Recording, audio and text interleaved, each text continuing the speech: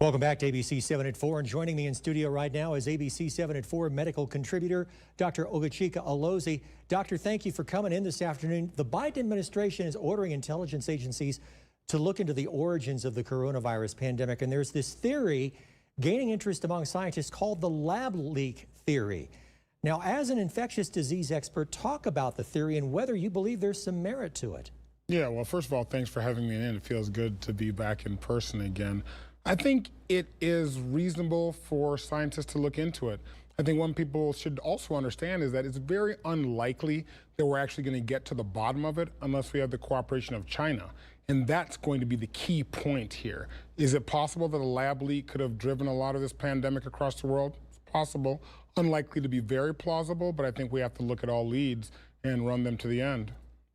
Now, earlier this afternoon, the CDC relaxed its guidance for summer camps, saying vaccinated adolescents don't need to wear masks at camps, and younger campers don't have to wear them outdoors. What are your thoughts? Yeah, I think the CDC is catching up to some of the scientific pressure that exists out there. I still personally feel that the CDC is lagging behind the science, especially with kids that are unvaccinated and outdoors. I think what's really clear is that outdoors, vaccinated or unvaccinated, and Dr. Fauci said this the other day, highly unlikely that you're going to catch coronavirus unless you have immunocompromised or unless it's a crowded area. And so I think kids absolutely should be in camp and they should be outdoors. You know, El Paso County is leading most major cities in the state with the number of people having that first dose of the coronavirus vaccine.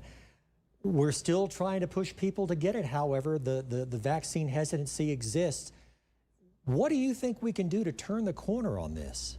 Yeah, I think we are going to really have to find unique ways to get people engaged with vaccines. We've gotten the people that wanted to get vaccine. Now we're going to have to figure out how do we get mobile vaccination sites, whether we incentivize. We can argue about the pros and cons of giving people money to go get vaccinated. It kind of points to where we are in America compared to the rest of the world. But I think over the summer, if we really do this right, we could easily approach 70+% by the fall, and I think that's an amazing achievement. Well, you know, you mentioned it was good to have you back here in person in studio. You've been spending some time down in Curacao. Talk about the situation with COVID down there. Yeah, when I arrived in Curacao on Easter Sunday, they actually had the highest rate of coronavirus spread in the world. India has since overtaken it. I think they brought in over 100 physicians, nurses, and other allied medical personnel from the United States, Europe, and South America. They also did an important piece. They vaccinated almost 50% of their population in about 6 weeks. That drove their cases down to almost zero, and the hospitals are essentially empty.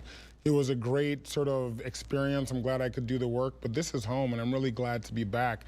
And again, I think our focus as a community has to be on getting those that, let's not use hesitant, but those that have not found it convenient to get vaccinated, let's find a way to get them vaccinated before the fall. ABC 7 at 4 medical contributor Dr. Ogachika Alozie, thank you so much for coming in today. Thank you.